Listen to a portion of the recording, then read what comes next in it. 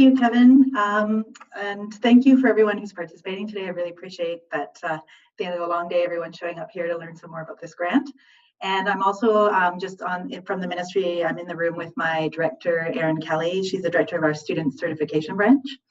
And so without further ado, though, today we'll start talking about our BC Education Training and Education Savings Grant Program.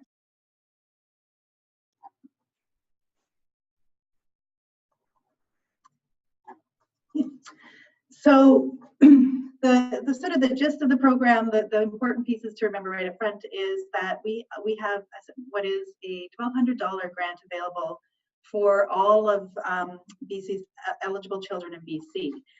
Eligibility is basically born from 2006 onwards, and BC residency of both the parent and the child at the time of the grant application.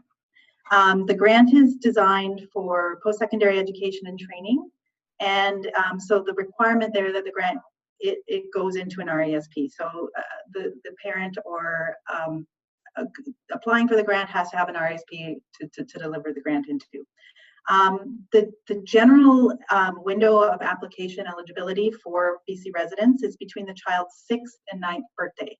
However, as we'll get into a little bit further on in the slides here, from the time the fund that feeds the grant was introduced in 2007 to when the BCTESP program was developed, down to when the actual regulation came in and started allowing applications, our first few cohort years, so those born from 2006 to 2009, have slightly different windows of eligibility.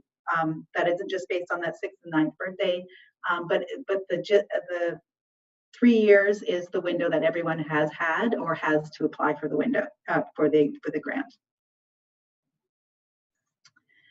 So how it works is basically anyone can open an RESP, and as we see a lot, a lot of grandparents will open an RESP for a child, or it could be a friend of family. It could be anyone who can open an RESP. However, the grant doesn't automatically. It's not automatically delivered to that RESP once it's opened.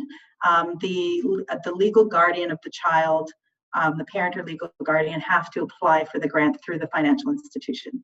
And the eligibility, the BC residency and the age eligibility as defined under the regulation, is established at the time of the application at the financial institution.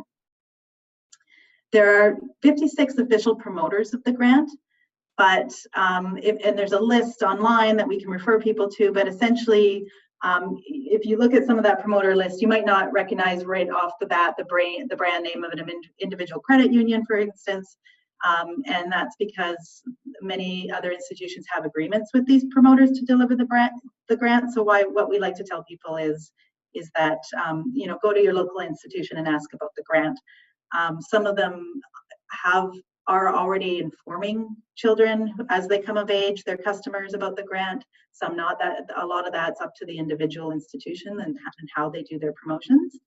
But the other important reminder of this is that no additional RESP contributions are required, but the child must have a social insurance number. So the intent of the grant and the funds that it comes from, the special account that was introduced in 2007, is to encourage families to start planning and saving early for post-secondary training and education. So as with any RESP holding, it can be used towards education assistant payments in vocational schools, apprenticeships, trades training, colleges, and universities. And in addition, although it's a $1,200 grant, and for families who may not be able to add additional funds into an RESP, there are also, it can link to additional RESP incentives that come from the Government of Canada. For instance, there's the Child Learning Bond, which certain families under a certain income threshold are eligible for. And again, that one I think is up to $2,000 a child can be eligible for. And I get no additional payments or matching required. So that could be up to $3,200 in an RESP for a child with no other contributions from the family or anyone else required. And then there's also the Canada Education Savings Program, which is a matching one where individuals who deposit into an RSP can get a top up on whatever they're contributing.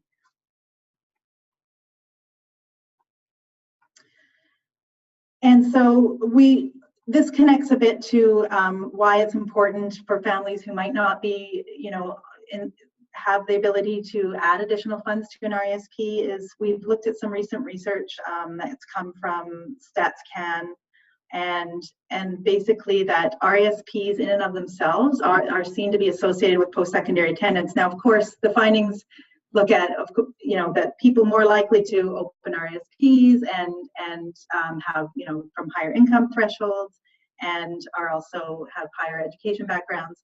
But the study did control for socioeconomic factors, and still found that was a big difference. The chart here shows the gap between by gender and age range between those who held an RSP and that didn't, and their likelihood of attending post-secondary. So particularly for boys, that can be a big difference. And at the end of the day, it didn't matter so much as the amount in the RESP. It's just having that RESP available, which makes it more likely that someone might attend post-secondary. And so the next place we were looking at this is that the youth in transition. So I'm just going to grab my notes for a minute. There's been a study that started in 2000 by the federal government that surveyed students about their transitions to post-secondary education, and a paper that analyzed that study looked at that essentially that the saving activity could be seen as a cultural indicator that signals the value of post-secondary education. So because a lot of youth were saying that post-secondary, it wasn't so much, although financial barriers are very real, that to them it wasn't worth the money and the investment to them when they can go out and get a job right after high school. Why try to fund post-secondary education when you can start making money now? And of course, we know that your long-term earnings is very much dependent on some post-secondary training and education. So we're interested in that association. Right now, the federal government, we work with the federal government to administer the grant because they already run 2 different grant programs and have the connections with RESPs and financial institutions. So we're working with them to get the individual data about the grant holders so we can look at long-term outcomes and sort of verify our assumptions that just having an RSP on its own can be a big push into the post-secondary training and education world. Also, when the program was introduced, we heard from the public guardian and trustee about concerns about children in care. So at that time, in 2015, an initial lump sum investment called the Learning Fund for Young Adults was established. And the Victoria Foundation is the holder of this fund. And every year we work with MCFD to get a list of children who have been in care for at least a year and are in the age range of eligibility for the grant. And that grant money comes for them through those numbers into Victoria Foundation. So I think at the moment the fund sits somewhere about $3.5 million. And those funds are in that trust for when the first cohort year, 2006, becomes of age. So we expect disbursements to begin in about 2024.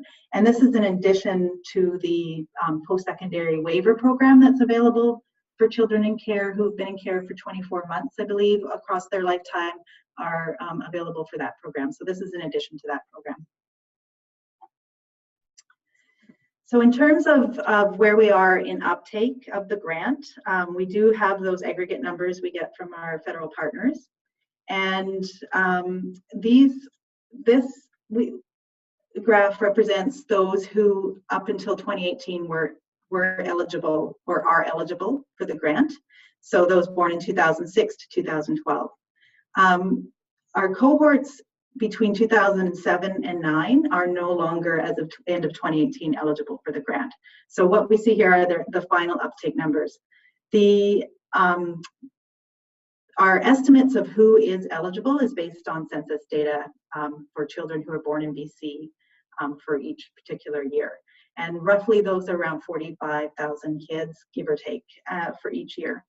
And the amount of applications are the real numbers that we get from our federal partners. So for our 2007 to 9 cohorts, we're about at a 51% uptake for those, with the applications now being closed to those birth years.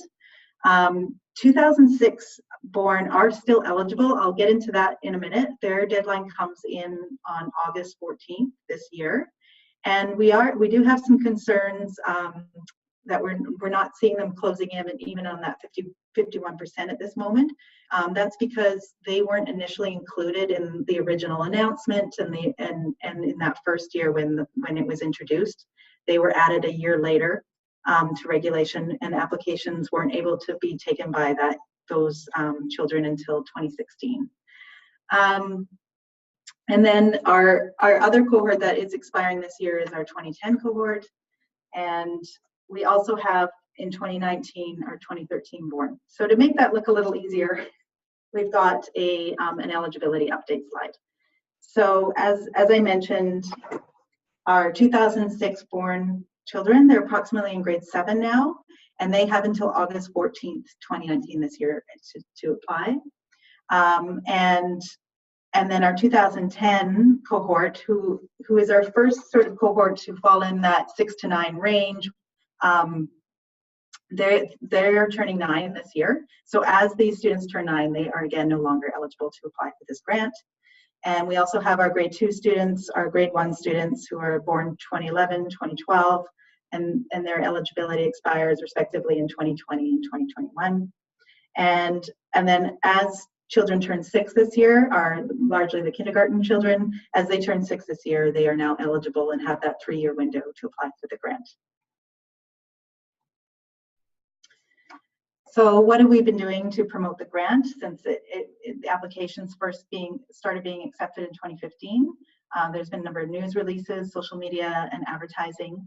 We've been working with BC Libraries. We've done some work with them in the past, and we're touching base with them again to see particularly how we can outreach to rural communities. We've also participated in a joint mailing project with our federal partners who are undertaking their own grant promotions about the federal programs. And so some letters went out, I believe it was last year, to BC families about the grant and all the different grants available.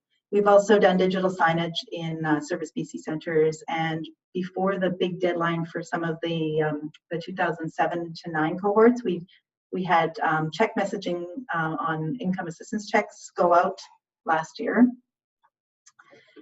And also our focus right now is on school community promotion.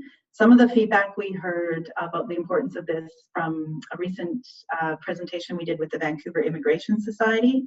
And for them, a lot of people might not even, like they're sort of, the idea of free money is just not flying with a lot of our families.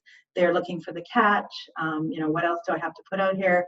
And so I think the information flowing through the schools gives it potentially a level of trust that might be difficult to achieve in other avenues. We have put out information through our deputy minister bulletins. We've attended and will attend again this spring the BCC PAC conference. Obviously, that's a big audience for promoting this grant.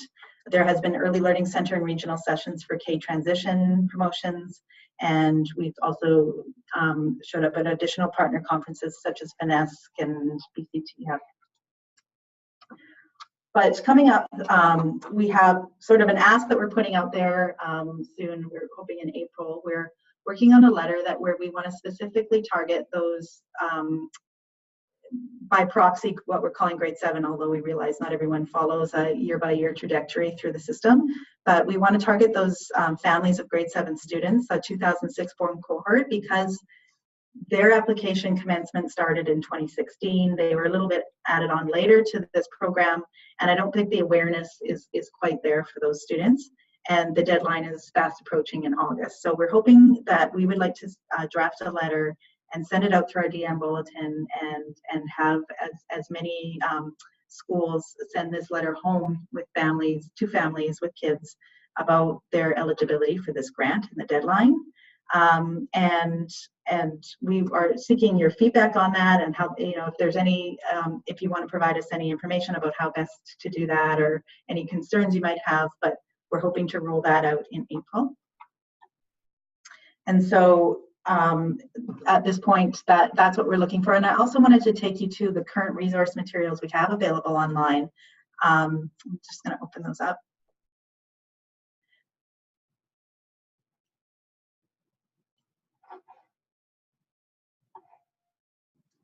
So we have a number of what are really designed to be printed out materials, and we recognize that these might not be the best materials for people are moving further and further away from print.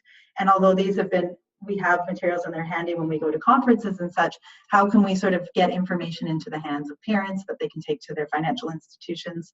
And also our materials really promote those earlier cohorts, the 2006 and later, which they are eligible, but their eligibility window is closing, so we recognize we will have to refresh these a bit. So we'd also love to hear your feedback on what kind of materials we can provide to you to help get word out to families and schools. What would be best? What really should we be investing in on that front? And basically that's the gist of the program. I think it looks like there might be a few questions. I can't see them, but happy to take any questions now, any feedback anyone wants to provide. And of course, if you want to take it away and think about it and come back to us with questions or feedback, we're very, very open and happy to accept it as well. Okay, thank you, Nancy. So there are a couple of questions, and I think just a clarification piece. So the question was, is the grant specifically for kids that have been in government care for at least 1 year? I think you made a distinction there, but if you could just provide some clarification on that.